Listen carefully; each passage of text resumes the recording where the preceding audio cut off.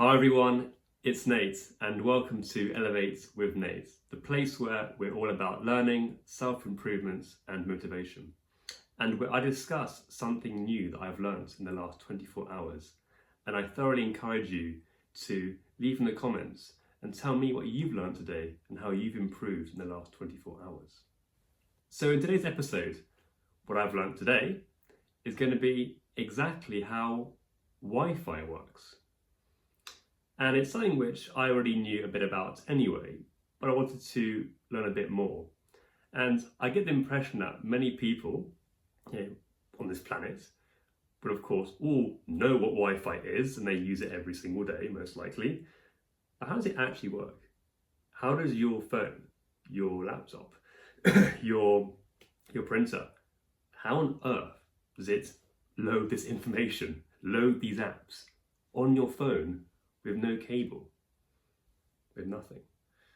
So today I'm going to tell you how that happens. So before we start, just out of interest, I thought we'd discuss why is it called Wi-Fi? Because I personally actually had no idea why it's called Wi-Fi. I presumed it had something to do with wireless something.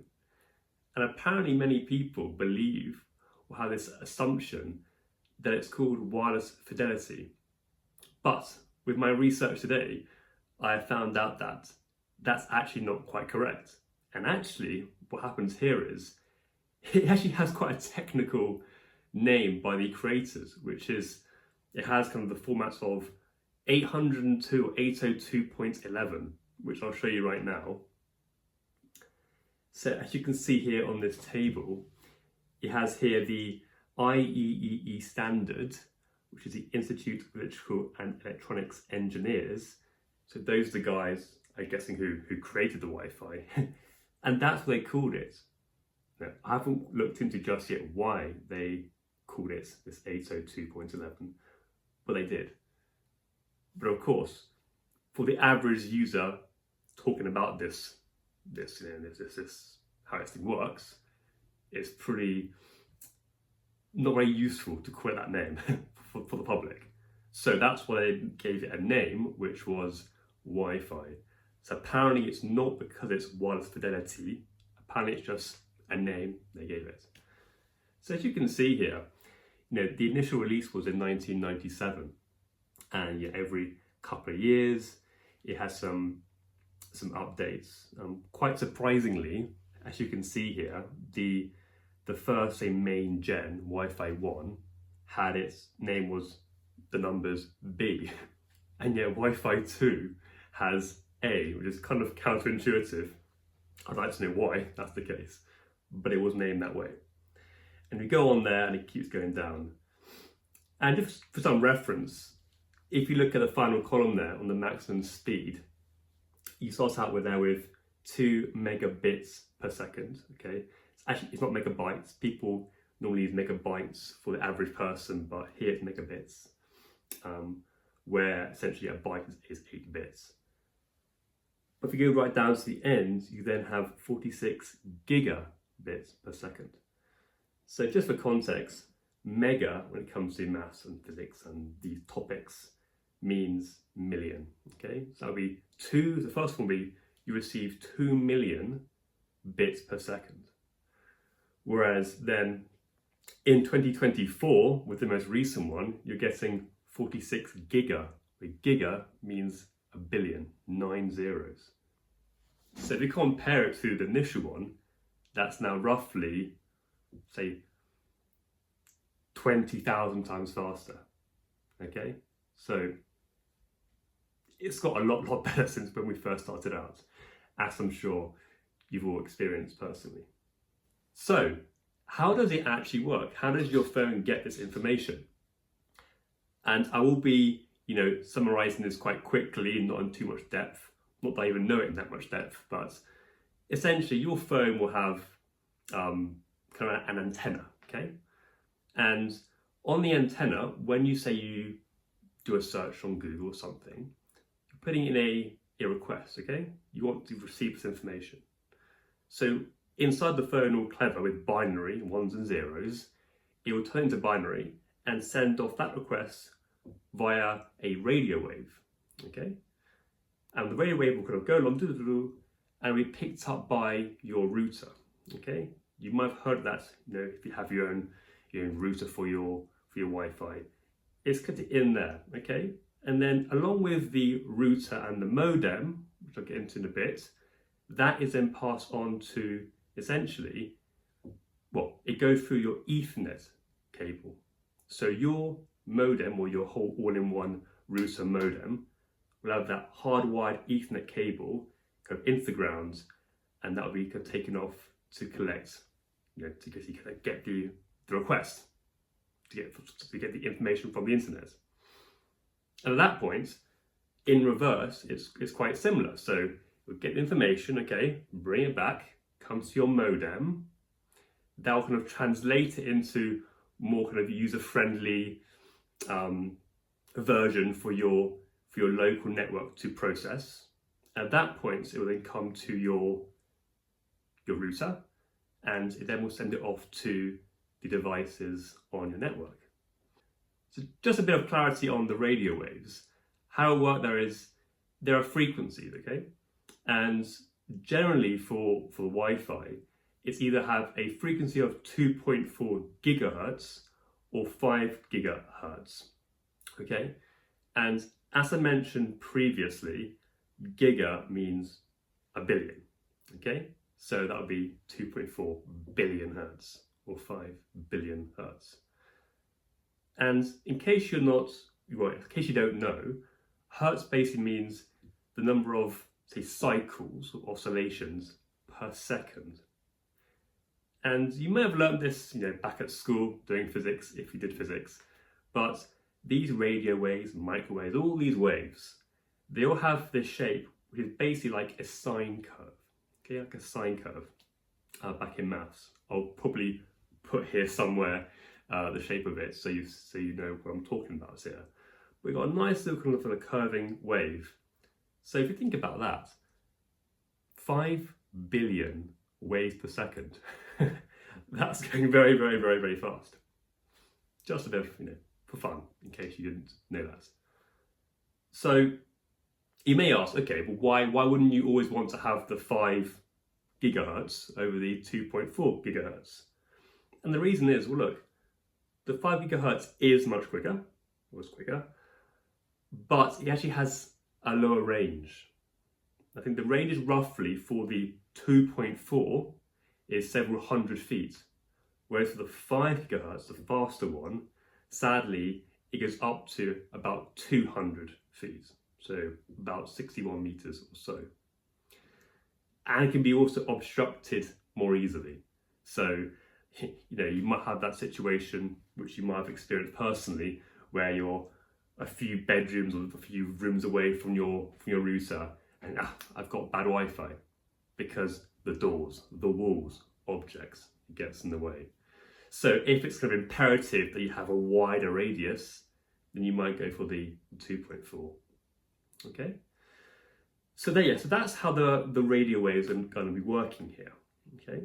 So back to the example before, where you've sent off information, it's got the information from the internet, and now it's gone back all the way to your modem and to your router, and now it's ready to be sent off via the radio waves to your devices.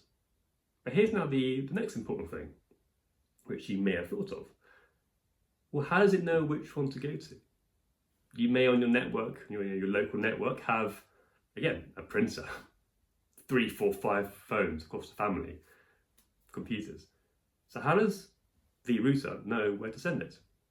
And it's a combination here of basically using an IP address, an Internet Protocol address, which you might have heard of before, IP address, and also something called the MAC address, okay, the Media Access Control address, which is essentially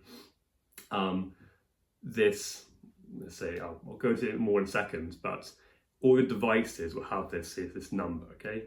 So you have a MAC address, that's on your hardware, okay? Your phone, your laptop will have this individual kind of code, okay? This kind of number.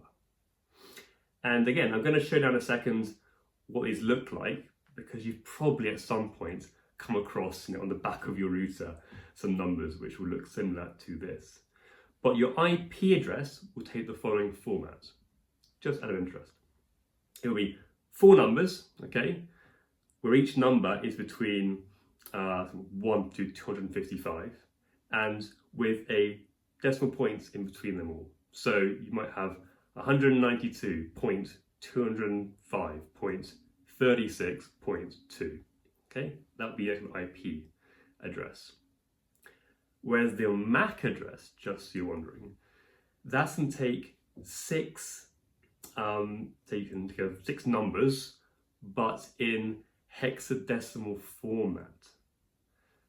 So that's a bit more complicated. I won't spend too much time on it. If you're interested, I would love to make a separate video on that too. But essentially, how that works is, think about how the numbers work in the current, say, Western world, or potentially, I'm guessing, the whole world. We use the kind of decimal system, the denary system, where you have, of course, 0, 1, 2, 3, 4, 5, 6, 7, 8, 9. But at that point, when you go to 10, that is just a 1 and a 0. Think about when you're back at school and when you're 5 years old doing maths. You talk about the units columns, then the tens, then the hundreds, So therefore, actually, when you got 2 digits, the max that could be is, well, say 1 less than 100, okay, 99. Because the second column represents your tens. But who said we have to do 0 to 9? 10 different combinations there. You can do more than that. And that's what hexadecimal is. They say, well, no. We're going to say that actually each little digit represents 16 things. So therefore, actually, whereas with with our system, right, and it's including 0 to 99, that's 100 different combinations. And mathematically, you would say it's 10, you could say 10 squared, because you've got the units and the tens columns, 10 squared. Whereas in hexadecimal, it'll be 16 opportunities, and 16 here, it's 16 squared, 256. And how you mention that is you go 0, 1, 2, 3, 4, 5, 6, 7, 8, 9. But now when you want to mention 10, you can't write it with 2 things, must be 1. You go to A. So therefore 10 will be A, 11's B, and you keep going. So just a bit of fun. But yes, coming to that MAC address, you're going to have this kind of hexadecimal number, and there's going to be 6 of them, just for interest. And essentially, there's a combination of the IP address to help find the MAC address, and that combination helps the router therefore find where to send the information to. But there's one more, I think, important and interesting thing to note here is, once your particular device has received the information now, how does your device know where to send it to? So what I mean by that is, let's say you're having a conversation on WhatsApp and someone's sending you a text, and of course you on your WhatsApp receive it. But how did your device know when it receives this radio signal, okay, how to know that that information was meant to go to WhatsApp and not Facebook or not Messenger or not Google? And what actually happened here is there are port numbers, okay? So essentially, each packet of data sent has a port number given to it, okay? And that port number actually tells your device where to send that to. So for example, any request for kind of HTTP has a port number 80. So when you've got this packet of data going across in the radio wave, when it kind of gets your phone, it will have somewhere the number 80, and your phone goes, brilliant, bingo, 80, that means it's for HTTP. It could be that Skype it will have a different one, or WhatsApp a different one. And there are kind of 65,536 different ports, which not all of them have yet been allocated, but that's how many there can be. So just so you know, that's how it happens. That's how your phone gets information and then knows where to send it to on your device. So I'm going to show you right now a very brief diagram just to illustrate to you what the whole thing looks like. So as you can see here, you have there in the middle the wireless router. It's got all these different things. You have there on the left the printer and computer 3, the Ethernet cable plugged in. Okay, it's not Wi-Fi. We have the other devices which are using the Wi-Fi. And then the wireless router will send it to the modem, which then goes with the internet connection. And here's a bit I want to discuss now. How actually is this information passed around the entire world? And I wasn't aware of this until today. But there are lots and lots of massive cables, okay, going under the sea, which to me was fascinating. I didn't actually think about that, but that's what's happening. So I'll show you briefly what these look like. And here they're called submarine cables, and they're going across the entire of this planet. And I'll show you this nice website in a second, which illustrates all the different combinations. But as you can see, they're pretty well insulated. Nothing's going to, no shark's going to break into that or anything. And there are a few different types, just out of interest. This bottom left one there, you can't quite read the writing, but you've got here submarine detection sensor networks on one cable. You've got military communications cables. Then the second from the left is the internet cable, and the very far left is big pipes for oil and gas. So there's a lot of that going underneath in the oceans. So let me just go back to now, we'll go to this website just to show you what this looks like. And yes, here, so as you can see, it looks pretty congested because there's a lot of different now cables going across the entire planet. And if I try and zoom in here, I might click on just one, for example. Let's click on this one here. Okay, so you've got one here that's going straight from the UK all the way around to on the west coast of Africa to that's like Ghana, Nigeria. So that's just one. That's extremely far it's going. And there's lots here. In some ways with those ones you might think, okay, it's not too far out from the coast, so it doesn't have to go too deep. But then take a look at these ones here. They're kind of across the Atlantic Ocean. That's going super deep. And if I zoom out even more, there will certainly be ones going across, keep going, across the Pacific. That's crazy, honestly. Look at this one here. It's probably going around probably Tahiti, French Polynesia, to Chile, and all the way across to, I can't quite see the end of this one, but these are massive cables. So I thought I'd mention to you kind of briefly, actually no, before I do that actually, I've got one other thing to show you, which is, that the very, very first cable that was installed was back in 1858, which again, I thought was incredible. I would have thought this kind of stuff would have happened much more recent than that, not in 1858. And there's approximately 750,000 miles of undersea cables. That's incredible. So the next natural thing which I looked into was, well, what happens if this breaks, okay? How on earth are you going to fix a wire that is damaged or not working halfway across the Atlantic? And essentially how it works is, just taking a step back here, for the cables which are going close to the coast, those are actually going underneath, say, the sand. They go underneath it, okay? Because if not, you might be, people might bump into it, or it might be damaged more easily. They're underneath the ground. But of course, when you're going very, very across the Atlantic and Pacific and deep water, you can't do that. So that is just simply on the ground, which you saw in the previous pictures. So how do we fix it? And firstly, you want to know, well, how do we detect there's an issue? And more importantly, where? Because you'll know there's an issue, but where does it happen?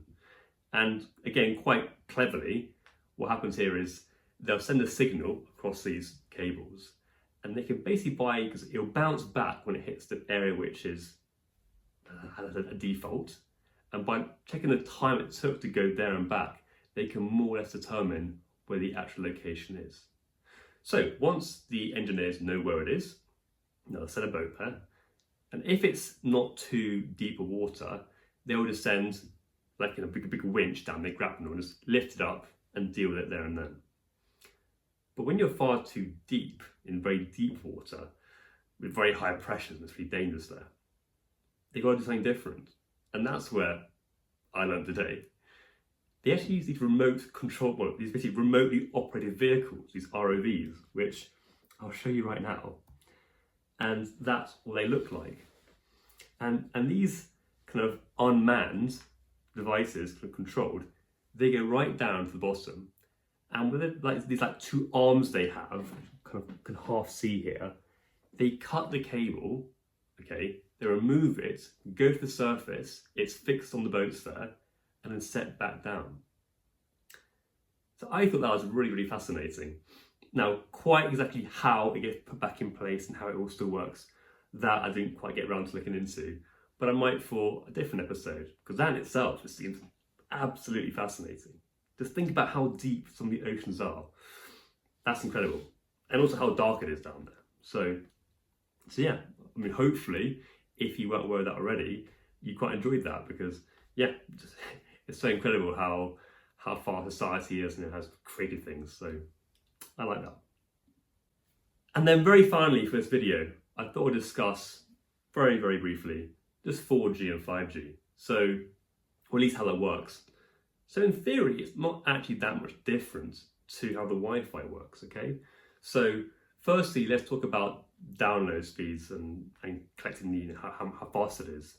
So for the 4G, it goes up to about 100 megabits per second. So that was, you know, it's quite slow compared to the Wi-Fi. So that would have put it around, let's say, twice as fast as the 2003 Wi-Fi, okay? So of course, 4G is not as fast. But the 5Gs now, which we have, can go up to several gigabits per second. So that will put it up with the more like 2014 Wi-Fi. So you know, it's much, much quicker. But at that point then, it's very similar what happens here, except rather than sending, you know, the radio waves to the router, we'll send it to the antennas, like, you know, literally physically, you know, around your location, you know, like literally on planet Earth, the big antennas, which you see. So, and of course, they'll use the different frequencies to what you have on the Wi-Fi, and you need different, say, kind of antennas or chips in your phone to detect it. But apart from that, it's the same concept. And when the big kind of, let's say, the cell towers receive the radio wave, it will get sent down to a base station, and from there, it's the usual stuff with the underwater, you know, all the big cables. So of course, when you have bad 4G, a lot of that will come down to, well, if it happens that the cell tower, you know, the antenna, is miles away from your house, and has also got trees and stuff in the way, well, that's when you might get bad signal. So there's a lot more to speak on 5G. There's a few more things that are a bit different, but that I haven't yet looked into. But definitely I'll look into that in the future. And also with SpaceX and Elon Musk and the Starlink they're kind of creating, that is about satellites providing the data and the internet. So that's definitely something to look into. And I look forward to, at some point, sharing that with you if you enjoy that. But anyway, that's all from today. We've got quite a bit to get through, but hopefully you enjoy what I learned today. And as ever, like the video and leave a comment. Please share with me what you've learned today, whether you enjoyed this video, whether you learned anything from this video, any corrections to make on what I've said today. And also let me know what you'd like to hear next, so I can learn something different. But as ever, it's Nate. It's been great. Onwards and upwards.